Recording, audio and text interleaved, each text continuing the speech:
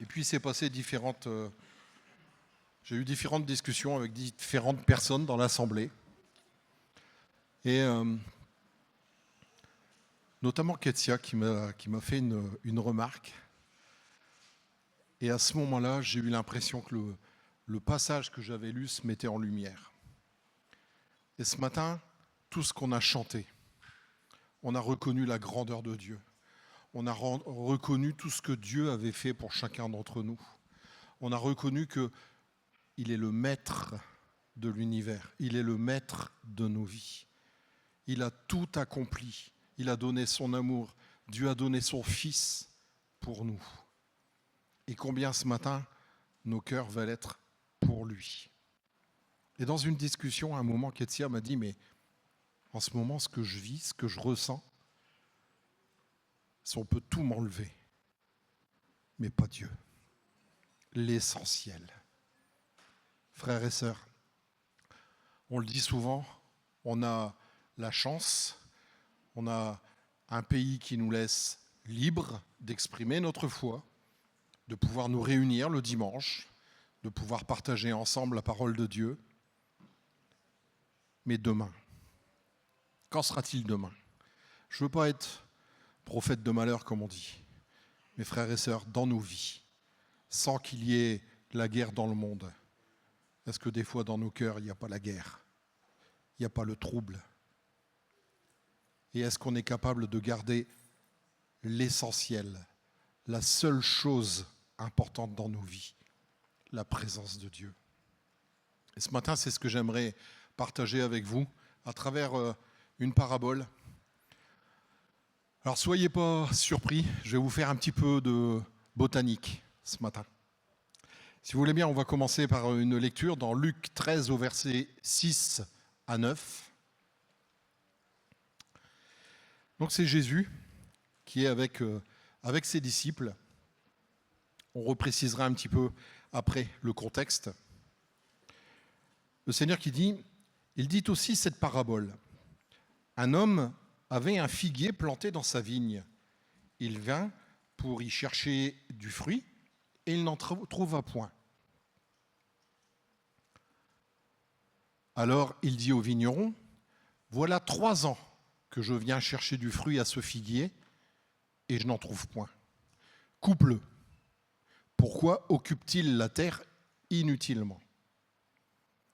Le vigneron lui répondit, Seigneur, laisse-le encore cette année, je creuserai tout autour et j'y mettrai du fumier. Peut-être, à l'avenir, donnera-t-il du fruit, sinon tu le couperas. Alors, une remarque importante, les paraboles ont souvent de nombreux niveaux d'interprétation. Il peut y avoir plusieurs significations. Et très souvent, on s'aperçoit, quand on fait un peu des recherches, qu'il y a des explications qui peuvent coexister. Elles ont leurs limites, parce que ce n'est pas non plus quelque chose qui est d'une manière très précise dans tous les domaines. C'est généralement pour mettre l'accent sur un point. Mais elle est conçue pour provoquer la réflexion et nous communiquer des vérités spirituelles d'une manière accessible. Et lorsque Jésus était avec ses disciples, il parlait souvent en parabole. Et je vous ai dit, moi je suis quelqu'un de très visuel. Quand je lis quelque chose, je me fais mon petit film dans ma tête, mes petites représentations. Et là, en lisant ce passage, je me suis dit, mais Seigneur, il n'a pas pris cette image-là juste pour raconter une histoire. Alors, on en connaît des explications, évidemment. Cette parabole, elle était pour le peuple d'Israël. Il était sur terre depuis 3 ans, en train d'accomplir son ministère. Et pendant 3 ans, Jésus a travaillé parmi son peuple sans trouver vraiment beaucoup de fruits. On va lire dans Jean 1 au verset 11 à 13. Alors j'ai pris la version Bible du Semeur, qui me paraît plus adaptée. Il est venu chez lui et les siens ne l'ont pas accueilli. Certains, pourtant, l'ont accueilli. Ils ont cru en lui et à tout cela, il a accordé le privilège de devenir enfant de Dieu. Ce n'est pas par une naissance naturelle, ni sous l'impulsion d'un désir ou encore par la volonté d'un homme qu'ils sont devenus, mais c'est de Dieu qu'ils sont nés. Il est venu chez lui et les siens ne l'ont pas accueilli. C'est quand même terrible. Le Seigneur, pendant 3 ans, a accompli son ministère au sein du peuple d'Israël, ce peuple qui était élu, choisi de Dieu, mais ils ne l'ont pas accueilli. Alors, dans les 5 versets qui mettent en contexte le passage qu'on a lu tout à l'heure du figuier stérile, Jésus dit à plusieurs reprises, « Si vous ne vous repentez pas, vous périrez tous de même. » Et on constate que le thème central de ce passage et de ceux qui vont suivre, notamment le figuier qui ne porte pas de fruits, il sera détruit. Et aujourd'hui, ce que j'aimerais, c'est que cette parabole, on puisse l'appliquer pour nos vies, qu'on puisse regarder un petit peu au quotidien. Qu'est-ce que ça peut avoir comme impact ? Comment Dieu peut parler à travers cette parabole pour ma vie aujourd'hui ? Alors, l'explication habituelle qu'on peut lire, qu'on peut trouver dans différents ouvrages, le figuier, c'est toi, c'est moi. Voilà. Dieu en est le propriétaire et le vigneron, c'est Jésus. Une fois qu'on a dit ça, comme je dis, on en reçoit quelques portes ouvertes. L'explication habituelle, classique de cette parabole, et c'est un passage que j'ai retrouvé, c'est que le maître de la vigne représente le Père céleste, venant légitimement chercher le fruit de sa création. Or, le figuier vers lequel il se tourne ne produit rien. Et ça fait déjà 3 ans. Le figuier représente l'homme en général, toi, moi, qui ne travaille pas aux œuvres de Dieu. L'homme qui n'écoute pas la parole, qui ne la met pas en pratique. L'homme qui ne demeure pas dans la volonté de Dieu. Une telle personne ne produit rien pour le Seigneur et vit égoïstement, ne tournant jamais son regard vers le Père, et pourtant, le Créateur lui a donné la vie. Et il attend en retour sa participation aux œuvres divines, propager le royaume de Dieu sur terre.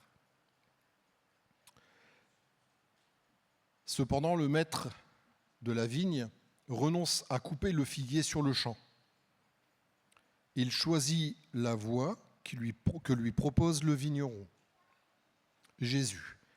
Le Père Céleste donne une chance supplémentaire au figuier, une année de plus, et des soins particuliers pour qu'il porte du fruit.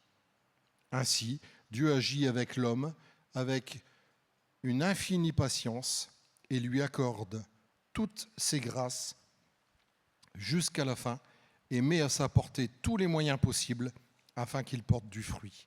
Jusqu'au bout, Dieu croit en l'homme et veut le mener vers son royaume, le ciel.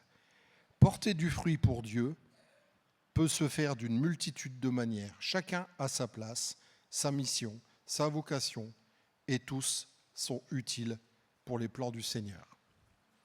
Voilà, la prédication est terminée. C'est l'explication qu'on trouve, que vous pouvez lire sur Internet, dans tous les ouvrages. Mais ce passage, moi, il m'a interpellé. Il y a quelque chose qui cloche quand on lit. Je vous dis, je suis quelqu'un de très visuel. Donc j'aimerais aller plus loin dans l'interprétation de cette parabole. Déjà, quand j'ai commencé à lire, si on peut le rafficher, Luc 13, verset 6, il dit aussi cette parabole, un homme avait un figuier planté dans sa vigne. Et là, moi, j'ai bugué. Je me suis arrêté là. Puis j'ai dit, mais Seigneur, qu'est-ce qu'il foutait là, le figuier ? Dans une vigne. L'Alsace est une région, et je salue mes frères et sœurs d'Alsace, est une région qu'on affectionne particulièrement avec ma famille. On est allé de nombreuses fois là-bas, se promener, on a pu voir les vignes. J'ai jamais vu un figuier au milieu des vignes. Et moi, dans ma petite tête très cartésienne, c'est complètement contraire aux règles. On ne met pas un arbre qui va pomper des ressources dans le sol alors que la vigne en a besoin. Dans ma petite tête, un arbre va faire de l'ombre à la vigne, l'empêcher de se développer. Le raisin ne va pas mûrir. Et pourtant, c'est bien l'exemple que Jésus a pris. Quelque chose qui, apparemment, n'a choqué personne. Ça a l'air d'être normal. Il en parle à son entourage et personne ne relève en disant « Seigneur, qu'est-ce qu'il fait là, ce figuier ?» Et donc, ça m'a travaillé.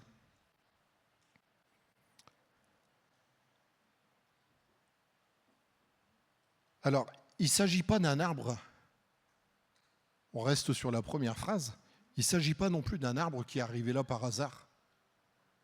Vous avez déjà vu, des fois, on jette un noyau, un pépin, on jette un vieux fruit gâté, et puis on a la surprise de voir que, tiens, il y a un pommier qui est sorti, il y a un noyer, un châtaignier, mais il est sorti comme ça. Là, non. La phrase nous dit un figuier planté dans sa vigne. Il y a eu un acte volontaire. Alors là, ça commençait vraiment à m'intriguer.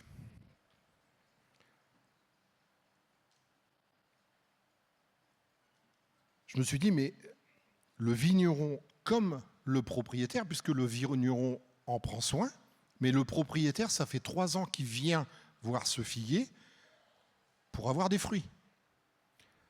Donc pour eux, c'est tout à fait normal que ce figuier soit là. Alors, quel enseignement on peut en tirer? Alors je vous ai dit, je vais faire un petit peu de botanique. Mais vous verrez que je vous invite parfois à vous poser des questions comme ça, et puis à gratter, à méditer la parole de Dieu. Vous verrez toutes les richesses qu'il peut y avoir. Alors on va parler de ce figuier planté dans la vigne. Alors, le figuier, évidemment, vous l'avez compris, dans la parabole, c'est toi et moi. Et l'Église, pour moi, représente cette vigne. Enfin, la vigne représente l'Église, pardon. Comme on l'a lu précédemment, il est venu chez lui et les siens ne l'ont pas accueilli. On va remettre ce passage, Jean 1, verset 11. En lisant la parabole, j'avais ce passage en tête en même temps et j'avais l'impression qu'il y a des connexions qui se faisaient entre les deux. Certains pourtant l'ont accueilli, ils ont cru en lui. À tout cela, il a accordé le privilège de devenir enfant de Dieu, c'est-à-dire faire partie de la famille de Christ, donc d'entrer dans la vigne. Ce n'est pas par une naissance naturelle, ce n'est pas un pépin qu'on a acheté, ce n'est pas un fruit qu'on a abandonné quelque part et qui a donné cet arbre, ni sous l'impulsion d'un désir ou encore la volonté d'un homme qu'ils le sont devenus, mais c'est de Dieu qu'ils sont nés. On ne naît pas chrétien, même si on est dans une famille chrétienne. C'est la nouvelle naissance. Et lorsque je pensais à cette nouvelle naissance, je me suis dit, mais c'est là où Dieu te plante, dans une église. Frères et sœurs, il y a une aparté que je veux faire. Alors je vais peut-être froisser certaines personnes. Je m'en excuserai pas, parce que c'est ce que j'ai sur le cœur là en ce moment. Frères et sœurs, Dieu t'a placé dans une assemblée. Tu t'es converti, tu as donné ta vie à Dieu, tu as dit Seigneur, règne sur ma vie, et Dieu t'a planté dans une vigne, dans une église. Ta place, elle est dans ton église.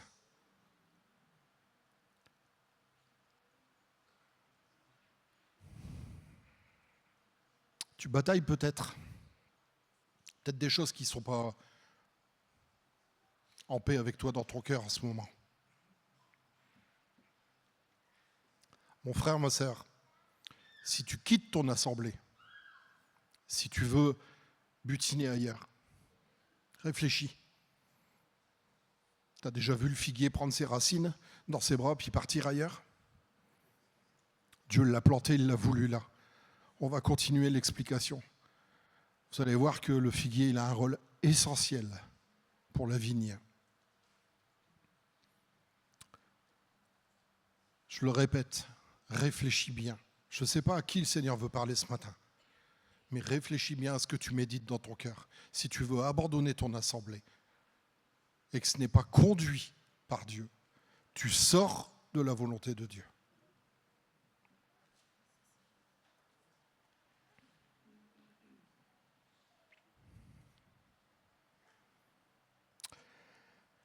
Du coup, j'ai perdu le fil. Oui, je disais donc, j'aime cette idée que la vigne, c'est le peuple d'Israël, héritier de la promesse. Et nous sommes ces figuiers. Alors, des pièces rajoutées. On n'était pas héritier de la promesse à l'origine, mais par le sacrifice de Jésus, parce que Dieu a tant aimé le monde qu'il a donné son Fils unique. Alors, il nous a ajoutés dans cette famille en ayant un rôle essentiel et entier à jouer dans cette Église, dans cette vigne, bénéficiant de tout l'amour et de tous les soins de Dieu. Ce matin, on l'a chanté. Tout ce que Dieu a fait, tout ce que Dieu est capable d'agir dans nos vies. Nous sommes co-héritiers de la promesse. En étant planté dans cette vigne, le figuier est co-héritier de tous les soins, de tout l'environnement, de toute la bénédiction qui repose et qui est donnée à cette vigne. Nous sommes co-héritiers de Christ. À ta nouvelle naissance, Dieu t'a planté dans ton Église, là où tu bénéficies des meilleures conditions pour ta croissance et ton épanouissement, tant spirituel que physique. Dieu veut ce qu'il y a de meilleur pour toi et il a prévu la bénédiction dans la communion fraternelle. Alors, dans ce terrain, toutes les conditions sont réunies pour que tu puisses grandir, atteindre la maturité nécessaire. Ce passage nous dit un moment d'arriver à la stature parfaite de Christ. Pour que tu produises du feuillage, des fruits, et surtout, moi c'est ce qui m'a interpellé en relisant ce passage, il nous laisse notre identité propre. Il n'a pas fait un miracle de changer le figuier en vigne, il a laissé le figuier en tant que figuier. Et vous verrez qu'il a vraiment son rôle à jouer.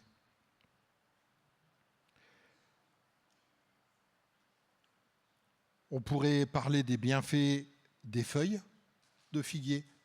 Je regardais un petit peu en me documentant justement sur cet arbre et j'étais étonné de voir tout ce qu'on peut produire avec un figuier. J'ai jamais imaginé. On a 2 figuiers à la maison, hormis moi aller me dépêcher de manger les figues avant que les abeilles et les guêpes ne viennent les manger. Mais on peut faire plein de choses avec les feuilles, les branches, les racines, les fruits. C'est incroyable. Jusqu'à la sève que produit le fruit lorsqu'on le coupe. Il y a une espèce de petite sève blanche. On peut faire des choses avec. Alors, on peut parler de tout ça. On peut parler de l'ombre que va produire ce figuier, des oiseaux, des insectes qui vont trouver refuge dans cet arbre. Il y a tant de choses à dire. Mais j'en suis revenu à cette question essentielle. Que fait un figuier dans une vigne ? Je vous dis depuis tout à l'heure qu'il a un rôle essentiel, mais c'est quoi ce rôle ? Alors j'ai cherché sur Internet. J'ai consulté différents sites de botanique, d'histoire et compagnie. Et en fait, planter un figuier dans une vigne relève d'une tradition méditerranéenne. C'est pour partager un terroir, favoriser la biodiversité et optimiser l'espace. Bon, ça ne m'avait pas encore vraiment convaincu. Mais le figuier il a un rôle essentiel dans cette parcelle parce qu'il possède un système racinaire puissant, capable d'aller chercher l'eau en profondeur. Et là, encore une fois, c'est quelque chose qui m'a interpellé.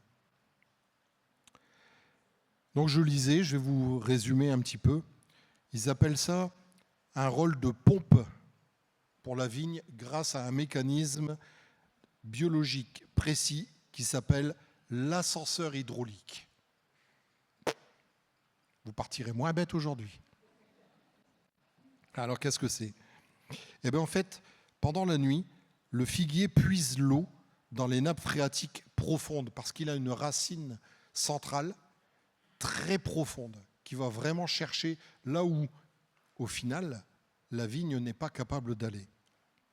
Donc il va chercher l'eau en profondeur. Mais n'ayant pas besoin de cette eau pour sa photosynthèse la nuit, il a également un système racinaire de surface.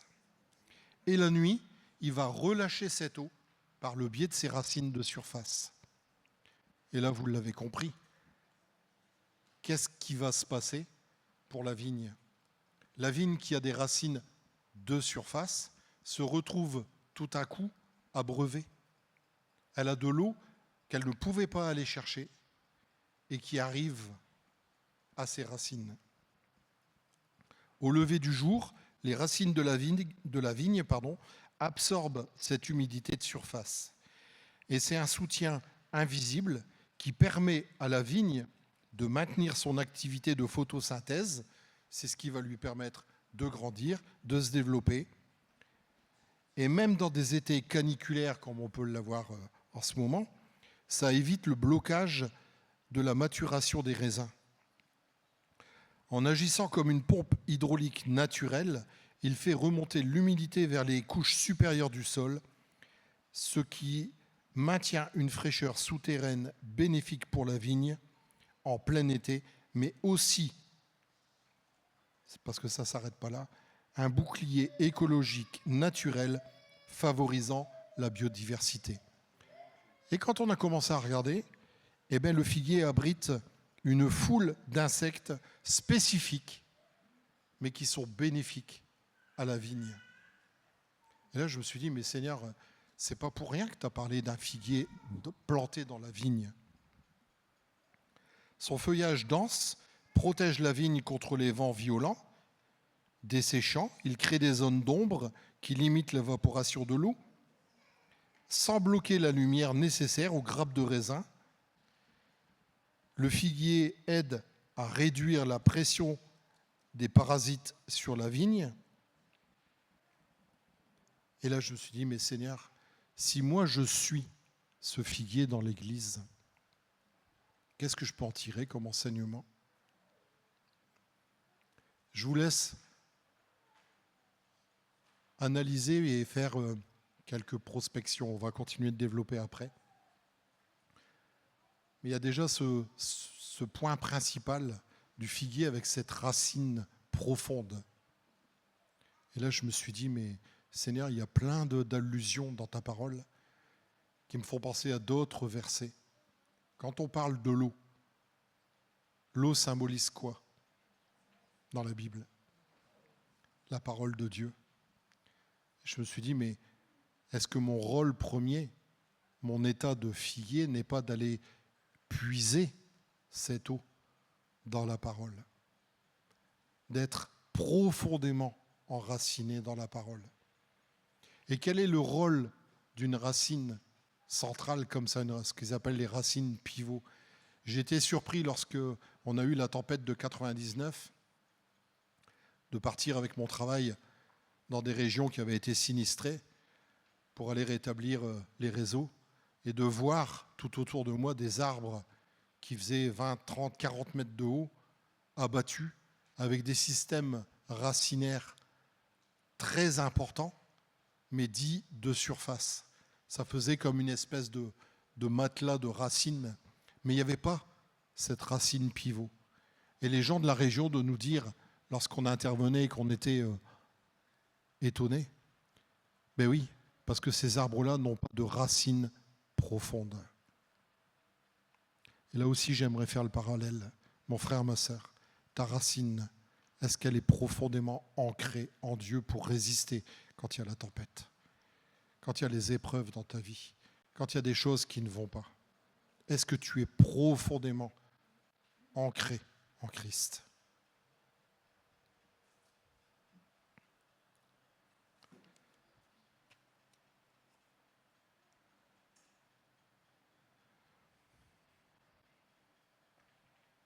Alors, le Seigneur t'a placé dans cette église avec un rôle à jouer, avec une fonction précise et des bienfaits que tu apportes à tes frères et sœurs. Quand tu partages cette eau, la parole de Dieu autour de toi, tu fais du bien.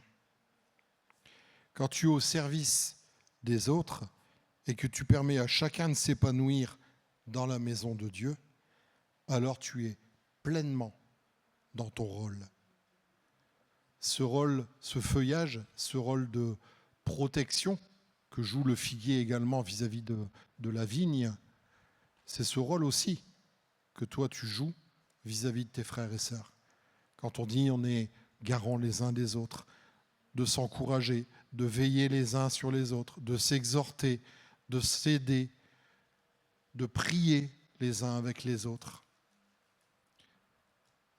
Je vous dis, j'aime bien faire les parallèles et je me suis dit, mais ces prières, est-ce que c'est pas quelque part, c'est tous ces oiseaux qui viennent dans les branches du figuier? C'est ces prières qu'on fait monter vers Dieu pour nos frères et sœurs. Alors, je ne vais pas m'étaler davantage, j'ai noté d'autres choses, mais je ne veux pas non plus vous saouler avec la botanique.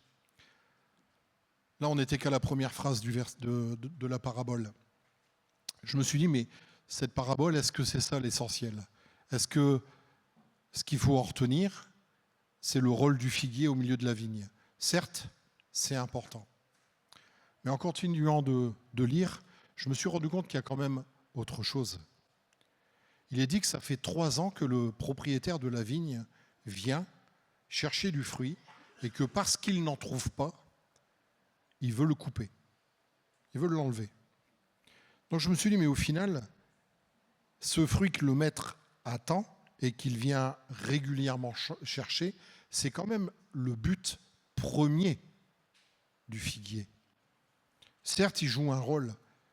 C'est vrai qu'il est bénéfique pour la vigne. Mais en tout cas, visiblement, le propriétaire de la vigne, c'est pas ça qu'il attend de lui. Il sait, et c'est pour ça qu'il l'a mis là. Il sait qu'il joue un rôle. Il sait que son rôle est essentiel pour la vigne. Pour autant, c'est pas ça qu'il vient chercher. Alors, de quel fruit parle-t-on?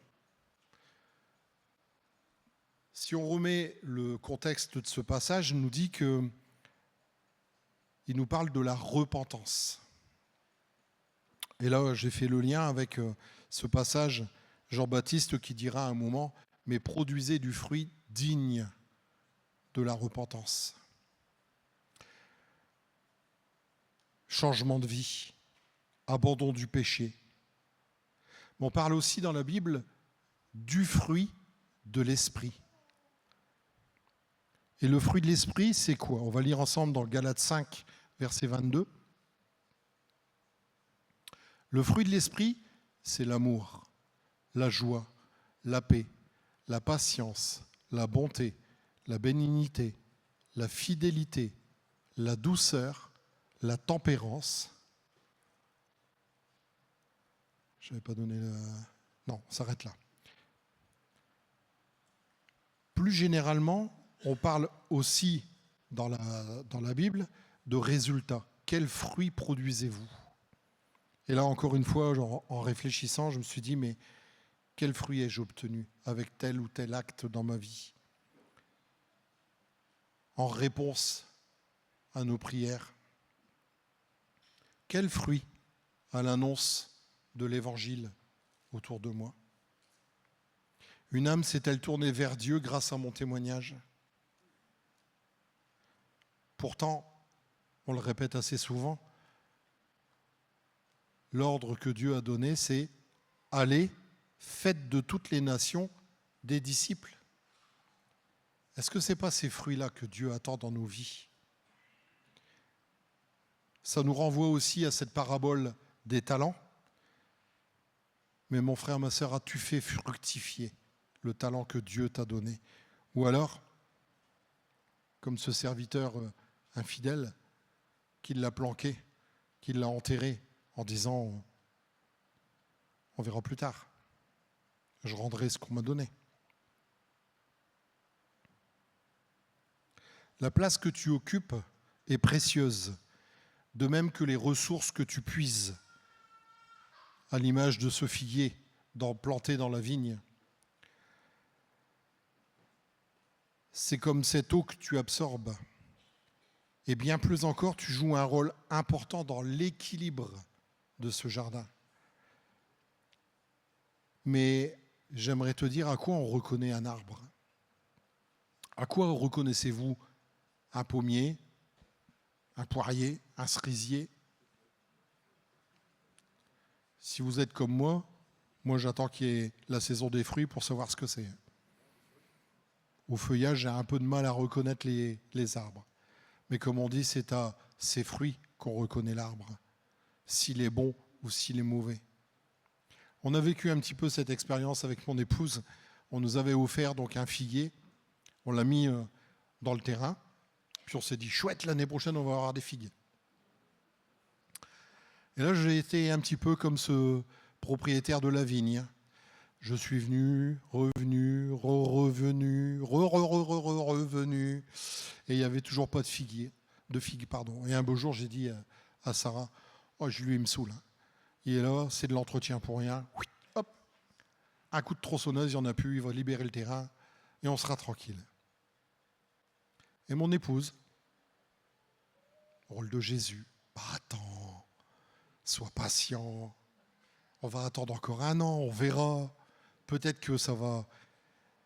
Et maintenant, je comprends, à la lecture de ce que j'ai pu découvrir sur le figuier, on a une terre qui est très très mauvaise à la maison. Il a fallu que cet arbre puisse faire ses racines et aller traverser toute la couche d'argile pour aller chercher la bonne terre et enfin trouver de l'eau, pouvoir se nourrir, se développer. Et alors là, je ne vous dis pas, en ce moment, c'est une explosion de fruits. Il a fallu être patient. Mais maintenant, effectivement, quand je regarde l'arbre, je peux dire, c'est un figuier. Il y a des figues dessus. Je peux vous certifier que c'est un figuier. Alors, à quoi reconnaît-on un arbre? Oui, à ses fruits. Et si nous devons être appelés chrétiens, je voudrais faire le parallèle. Si un figuier, on dit que c'est un figuier parce qu'il porte des figues, vous me voyez venir. Un chrétien, on vous appelle chrétien. Est-ce qu'on ne devrait pas porter des fruits dignes de Christ? Alors, si on ne porte pas de fruits, n'est-il pas juste d'être déraciné au final pour faire de la place à un autre arbre qui, lui, portera du fruit? Le processus de fructification prend du temps, c'est normal. Et on voit que le propriétaire ne s'est pas offusqué, ne s'est pas énervé en venant ces 3 années de suite chercher du fruit, même s'il s'attendait à en trouver, mais qu'il n'en a pas trouvé. Et là aussi, j'aimerais te dire, mon frère, ma sœur, après ta conversion, alors on parle de 3 ans, c'est une échelle de temps qui est relative, mais après ta conversion, il faut du temps. Il faut du temps pour grandir, il faut du temps pour s'enraciner, il faut du temps pour commencer à produire du fruit. C'est vrai. Pour autant, à un moment, il va falloir le porter, ce fruit. Ça doit se voir. Le baptême, c'est notre mise en terre. Puis vient la croissance spirituelle, la maturité qui nous permet de grandir et de développer nos racines, nos branches, et finalement, au bout d'un certain temps, de porter le fruit attendu. Il est intéressant de noter que l'interaction avec la vigne se fait pourtant dès le début. Et ça va aller grandissant au fur et à mesure que le figuier va se développer. Ça, c'est une notion qui m'a interpellé également. On a peut-être eu trop tendance parfois à dire tu viens de te convertir, tu viens de te donner à Christ. Vas-y mollo, mon frère, calme-toi, prends le temps, tu vas servir après, va doucement. J'ai vu ça dans de nombreux endroits. Et mon frère, ma sœur, quand tu es converti et que Dieu te plante, te place dans une église, tu peux commencer à servir tes frères et sœurs, tu peux commencer à servir Dieu dès le début et t'épanouir. Alors, le troisième point que je voudrais aborder, c'est le vigneron. On a parlé de la vigne, on a parlé du figuier, on va parler maintenant du vigneron. Le vigneron plaide pour plus de temps. Évidemment, ça on l'a compris, on parle de Jésus. C'est sa caractéristique même, la patience, l'amour de Dieu envers nous. User de patience, de bons soins, d'amour pour chacun d'entre nous. Et lorsque Jésus dit « Laisse-moi leur donner ce dont ils ont besoin », on peut faire le parallèle dans nos vies avec la visitation de l'Esprit, le culte qu'on a vécu ce matin, la visitation, ce temps de restauration, c'est les soins que Dieu apporte à son peuple. Jésus a accepté de donner sa vie pour nous, pour toi. Et dans son amour parfait, il a aussi donné son Saint-Esprit qui nous nourrit à travers la parole et nous aide chaque jour à grandir. Alors, quand on lit ce passage, à un moment, il dit « Mais attends, je vais creuser autour, puis je vais y mettre du fumier. » Et là, pareil, je vous dis, je suis très visuel. Et là, je me suis vu plus d'une fois à la maison arracher des arbres qui étaient là, qui m'enquiquinaient. Et je me suis dit, mais quand on creuse autour de l'arbre, surtout avec un arbre comme le figuier qui a des racines profondes, mais également tout un réseau de racines superficielles, les coups de bêche, ça ne lui fait pas du bien. On met les racines à nu, et pendant qu'on creuse autour, il y a des racines qui sont coupées aussi. Et là, vous me voyez arriver, j'ai fait le lien avec les épreuves dans nos vies. Combien de fois il arrive qu'on se retrouve avec des blessures, avec des situations qui font mal, et ce réflexe de dire « Seigneur, pourquoi ? Seigneur, pourquoi ?» Est-ce que ce n'est pas justement dans ta vie ce processus que Dieu applique pour prendre soin de toi, t'apporter ce que tu as besoin dans l'épreuve ?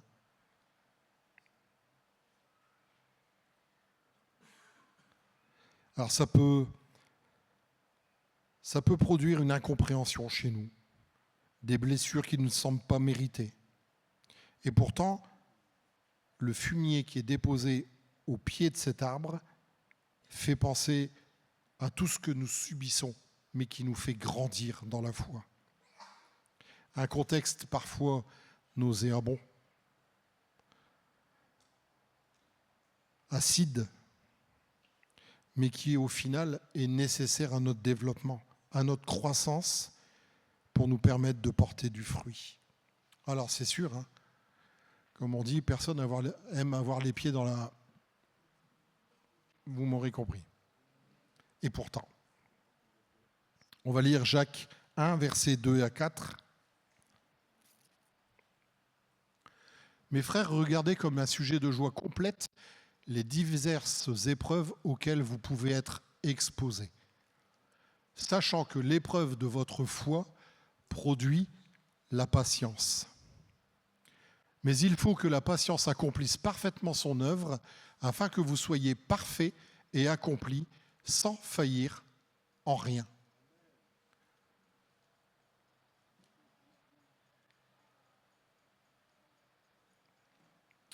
Alors, je sais, certains me diront, ce que tu racontes c'est bien, mais ça c'est limite. Parce qu'on n'a jamais vu un arbre qui décide de lui-même de porter du fruit. Tout nous dit qu'on doit porter du fruit, mais il n'y a aucun arbre qui à un moment décide, tiens, maintenant je vais porter du fruit.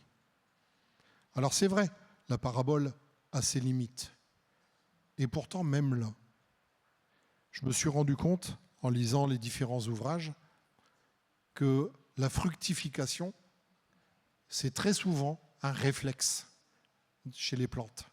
Mettez une plante en souffrance, et 3/4 du temps, vous la verrez fleurir, bourgeonner, porter du fruit. C'est un réflexe. Et là aussi, je me suis fait cette réflexion et ce parallèle avec ma vie en disant, mais Seigneur, quand il y a la souffrance, quand il y a l'épreuve dans ma vie, est-ce que ce n'est pas le moment où je me tourne vers toi? À l'image de ce bourgeon qui arrive, de cette fleur, c'est à ce moment-là que dans ma communion, dans ma présence, dans ma relation avec Dieu, je commence à produire quelque chose. Jusqu'au moment où cette fleur, cette maturité, finit par produire le fruit que Dieu attend dans ma vie. Amen. Alors, je ne veux pas être trop long, je vais raccourcir. Alors je vous laisse faire l'analogie, effectivement, dans votre vie avec l'épreuve. À quel moment vous êtes-vous le plus approché de Dieu, si ce n'est pas à ces moments-là? Et est-ce que ce n'est pas à ces moments-là que vous avez le plus grandi spirituellement? Alors, je vais arrêter là. Il y a plein d'enseignements qu'on peut tirer de cette parabole.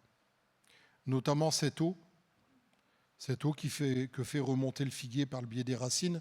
L'eau, je vous l'ai dit tout à l'heure, un symbole de la parole de Dieu, où on doit être enraciné, profondément ancré, être capable de faire remonter cette parole qui nous nourrit, mais qui en même temps, si on la partage, va nourrir nos frères et sœurs autour de nous. On pourrait parler du rôle protecteur que le feuillage du figuier joue pour la vigne, veiller les uns sur les autres, le rôle des oiseaux, j'ai évoqué un petit peu tout cela, mais il y a tellement de choses qu'on pourrait développer. Cette parabole est un appel à jouer notre rôle dans l'Église où Dieu nous a voulu, mais c'est un appel insistant à la sanctification et la consécration de nos vies. Elle nous rappelle que Dieu regarde au cœur, à l'amour que nous lui portons. Et j'en reviens à ce que je disais tout à l'heure. Mon frère, ma sœur, ok, tu es ce figuier qui est planté et tu fais du bien à l'Église. Mais est-ce que c'est là l'essentiel? Le maître de la vigne est venu chercher du fruit. Lorsque Dieu s'approche, lorsque Dieu vient dans ta vie, est-ce qu'il trouve le fruit qu'il attend? Ton amour pour lui. Je disais tout à l'heure, quand on avait partagé avec Ketia, on peut tout enlever. Tant qu'il reste Dieu. Tant qu'il reste l'amour de Dieu dans nos vies. Et cette parabole, alors j'ai peut-être été un peu long, mais cette parabole, moi, m'a vraiment remis les pendules à l'heure. Le service, c'est bien. Et je ne suis pas en train de vous dire qu'il faut rester assis sur une chaise et que le principal, c'est de louer Dieu. Dieu vous a placé avec un rôle à jouer. Et ce rôle, vous devez le jouer. Parce que si vous ne le jouez pas, vous comprenez bien que la vigne en souffre. Le raisin que doit produire cette vigne ne sera pas de bonne qualité. Voire même, il n'y en aura peut-être pas. Et ce sera votre responsabilité. Mais pour autant, l'essentiel, c'est votre amour pour Dieu. Ce fruit pour la gloire de Dieu. Votre communion avec Dieu. Ma relation personnelle, quotidienne avec Dieu. C'est ce fruit que le Père cherche lorsqu'il vient. Et il use de patience. Mais j'aimerais donner quand même, c'est la fin de cette parabole, l'avertissement qui est donné. La patience de Dieu, elle a une limite. C'est quand même un avertissement que Dieu donne. Il révèle dans cette parabole le plan du salut, l'amour de Christ, la patience de Dieu, mais aussi la justice de Dieu. Alors j'aimerais terminer avec vous Il y a ce passage dans Luc 18 où le Seigneur donnera cet avertissement en disant « Mais à mon retour, trouverai-je encore la foi sur cette terre ?» Vous vous rendez compte qu'il ne parle pas de service, il ne parle pas de notre engagement. Trouverai-je encore la foi? Et la foi, c'est quoi? Il dit que c'est celui qui fait la volonté de Dieu, c'est celui qui l'aime. On a foi en Dieu, on croit en Dieu, mais produisons du fruit à la gloire de Dieu. Je reprendrai le passage que Bruno avait cité la dernière fois et c'est ce qui m'a convaincu que ce message, je devais le partager. Alors, je l'ai peut-être fait un peu maladroitement, mais en tout cas, c'est ce que j'avais sur le cœur. Dans Apocalypse 2, versets 2 à 5. Ce passage est revenu lorsque je lisais et je disais, mais c'est vraiment ce qui synthétise. « Je connais tes œuvres et ton travail. » Faites le parallèle en lisant ce passage avec la parabole qu'on vient de lire. « Je connais tes œuvres et ton travail et ta persévérance. Je sais que tu ne peux supporter les méchants, que tu as éprouvé ceux qui se disent apôtres et qui ne le sont pas, et que tu les as trouvés menteurs. Que tu as de la persévérance et que tu as souffert à cause de mon nom, et que tu ne t'es point lassé. Mais ce que j'ai contre toi, c'est que tu as abandonné ton premier amour. » Frères et sœurs, je ferai le parallèle avec cette autre parabole des 10 vierges. On n'insiste peut-être pas suffisamment en disant que parfois, dans les vierges dites folles, parce qu'elles n'avaient pas leur réserve d'huile, c'était quand même des vierges. Et elles étaient quand même là pour attendre le retour de l'époux. Pour autant, cette huile qui leur manquait, ce fruit que tu ne portes pas dans ta vie, pour la gloire de Dieu, te fera rester à la porte. Ce que j'ai contre toi, c'est que tu as abandonné ton premier amour. Le service est une chose, l'engagement dans la vie de l'Église est une chose. Mais ce matin, je veux vraiment que ça fasse écho dans nos cœurs. C'est vraiment notre amour pour Dieu, revenir à l'essentiel. On a chanté « Tu es tout pour moi ». Est-ce que c'est vraiment le cas? Est-ce que tu produis ce fruit d'amour pour Dieu?